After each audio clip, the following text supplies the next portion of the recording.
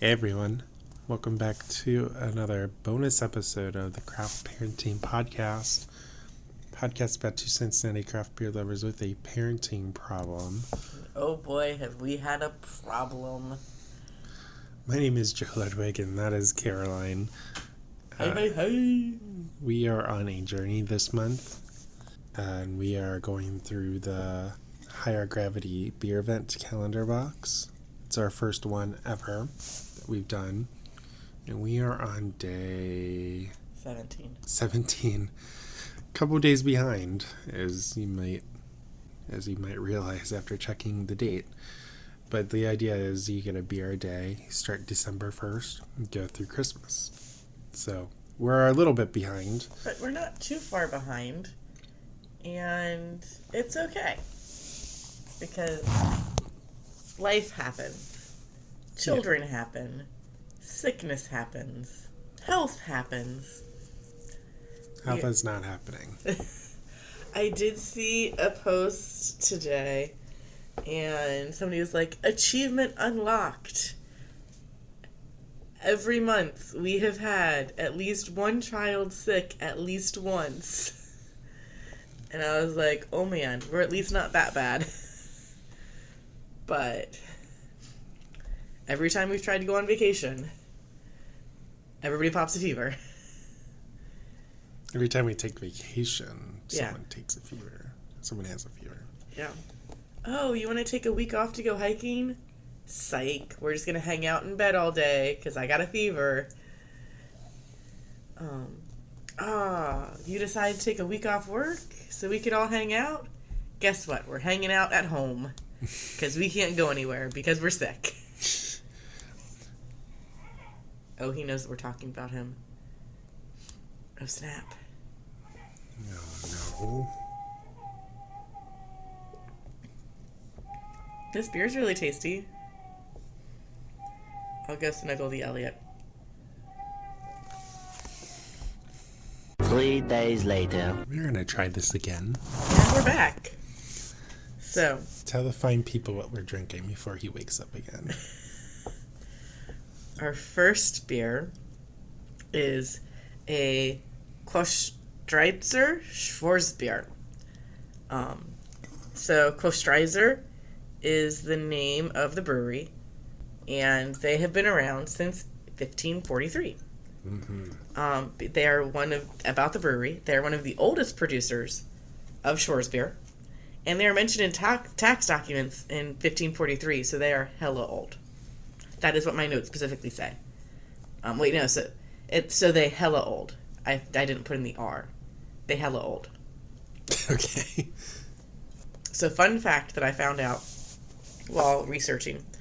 From the 19th century to the first half of the 20th century, black beer was said to have a health-enhancing effect. In advertisements from 1893, the brewery advertised that it was, quote, recommended by high medical authorities for the anemic, those suffering from lung diseases, women who have recently given birth, breastfeeding mothers, and convalescents of all kinds, end quote. They didn't say pregnant people, so I'll give them that. Pregnant women. Yeah. But they did say breastfeeding mothers, which I have heard from at least one source, if not multiple sources, that dark beers are good if you're breastfeeding.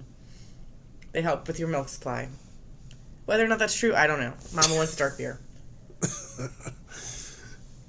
It's a German beer, and this is the second German beer? This is the second German beer that is brewed according to the German purity law. This one says German purity law. It doesn't say Reinheitsgebot. But it's also in a can, which I think is kind of crazy. It transports way better, though. I was listening to an Oktoberfest episode by a bunch of people in Kentucky a few years ago where they got all of the German Oktoberfest beers that they could find, and, none of them held up well. Or, one of them held up okay because it was in a brown bottle, but the rest of them were in green bottles and tasted some kind of not great because they did not transport well. Cans transport better than bottles. They do not let in any air at all. They don't let in any light. I'm not saying anything. So if you're transporting the beer internationally, you want a can. Maybe, but tell a stubborn German that. They can pour it into a liter stein. Or a half liter stein, because this is 50 milliliters of beer.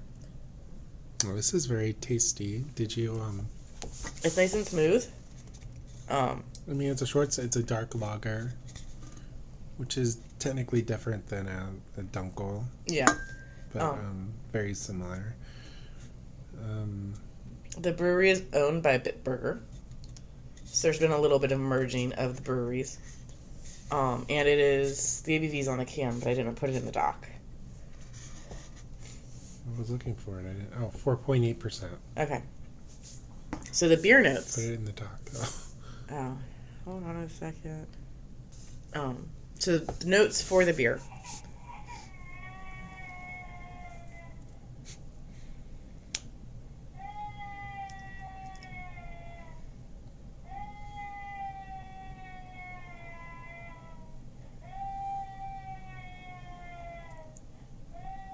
This sounds like he needs help this time.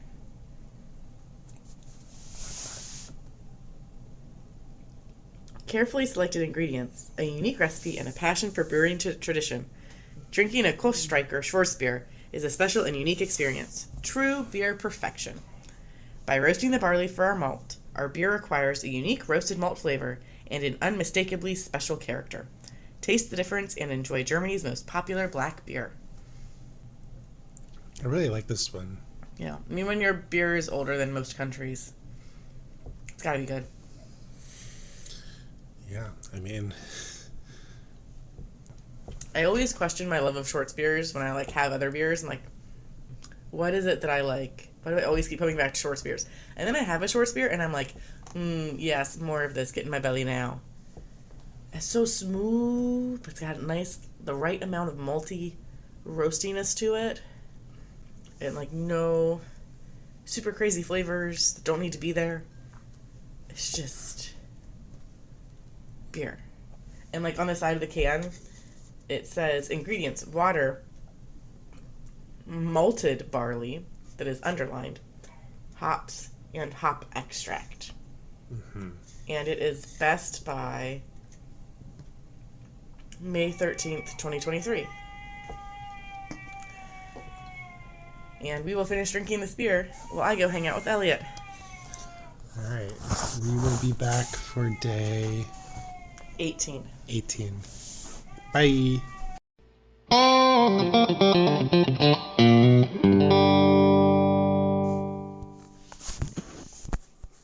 Hey everyone. Welcome back to the Craft Parenting Podcast. I'm Joe. This is Caroline. Yo! We are back to talk about day 18 of Higher Gravity's Beervent calendar. And, we got a doozy today. and this is a very big beer. It is, Alesmith, but it's a Speedway... It's Alesmith Brewing Company's Speedway Stout. There it is.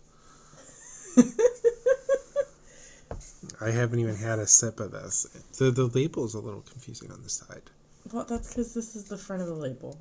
Well, That's the side of the label. okay, the side of the label was confusing.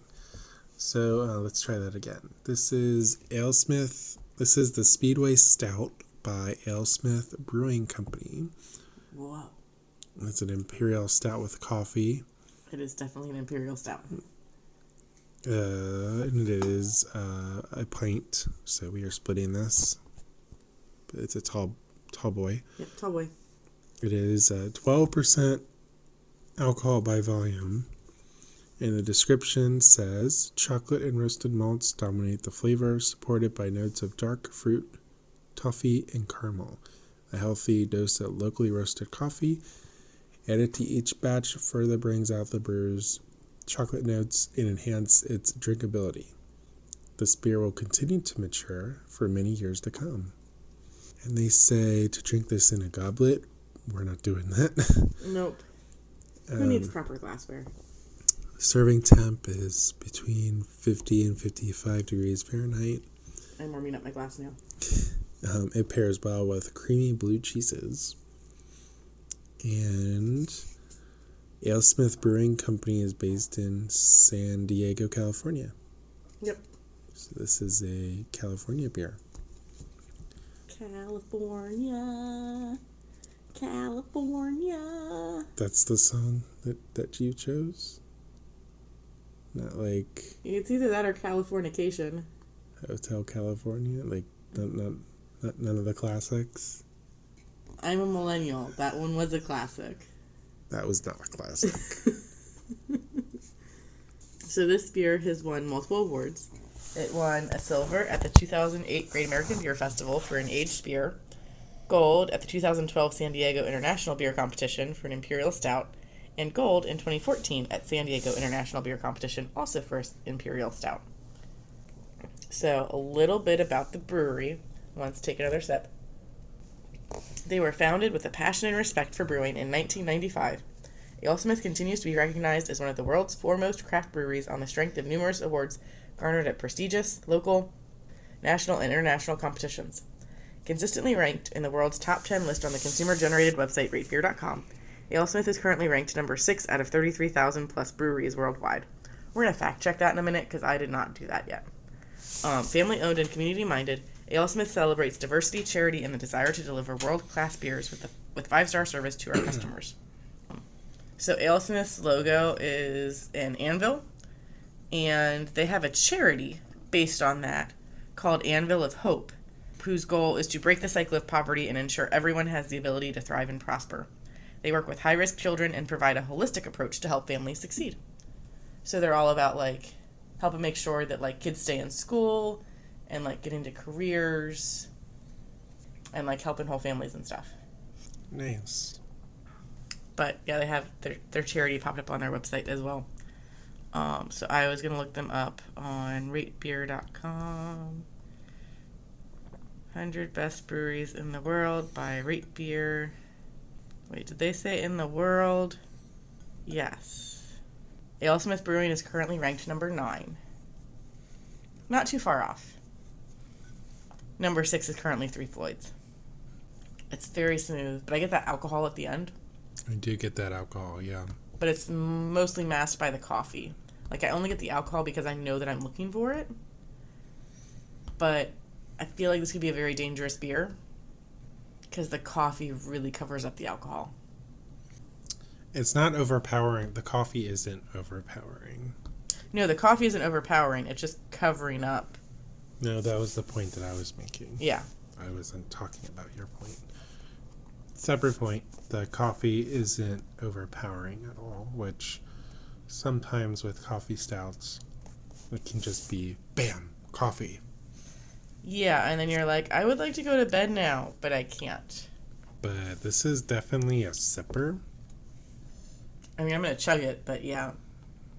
Why are you chugging it? Because I need to reshingle the roof. Let me get that done as soon as I chug this. You need to what? Reshingle the roof. Reshingle the roof? Yeah, we're going to go roofing tonight. Okay. Totally have the supplies to do that. Yeah, okay. I don't understand the joke, but okay. I don't know if I do either, but it was the first thing that I thought of. Though I could drunk engineer and assemble Lily's Christmas present from us. But I'm also too tired to do that. So I'll probably just do that when she's spending the night at her Oma's house. That's probably a good idea. Yeah. There's probably going to be like 30 pieces, and it's going to be like insert slot F into board Q, but all of the boards are numbered, even though the instructions say that they're lettered.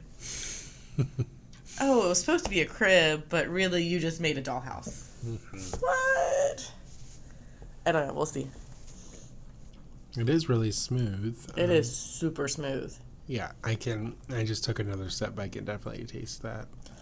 I would totally buy a 6-pack of this, but they probably sell it in 4-packs because it's such a high ABV. It's really tasty. I would like to drink this again. It's It's really good, and I'm curious about how this stacks up to the Cold Brew Imperial Stout by Westside. Do we have that in the garage fridge? We do. We should not do that. That is a terrible idea. No, we're not going to compare it today. I'm just saying. I want to now, though. Because that's another 12% beer. We should really not do that. But this says coffee. The West Side one is brewed with cold brew. How about the day that the podcast pays for at least one of us to stay home from work full time to just work on the podcast? We just drink 12%. We drink like 3 12% beers back to back to compare them to each other. Support us on Buy Me a Coffee. To get us to that? To get us to that level. Okay. How much do they have to sponsor us for? I don't know. How much food does Elliot eat a day? Spoilers, it can be a lot. He didn't eat that much today, though. No, but there are other days where he's going to eat us at a house and home. Dude, the other day, he was stuffing his face with lasagna. Yeah. The kids are weird. Like, one day they're like, lasagna, this is the best dish ever. I'm going to eat like 10 slices of this. And then like 3 days later, you're like, lasagna. And they're like, what is this? I don't want any of this. And I'm like, you loved this 2 days ago, I promise. I had to throw out all the lasagna he just wasted. Toddlers and preschoolers don't know what they want. It's the problem with tiny humans. They forget what they like and what they don't like. Though Lily is getting very more verbal about what she likes and what she doesn't like, and it's very hilarious. We were... what was it? She had a very hot take on Christmas carols the other day.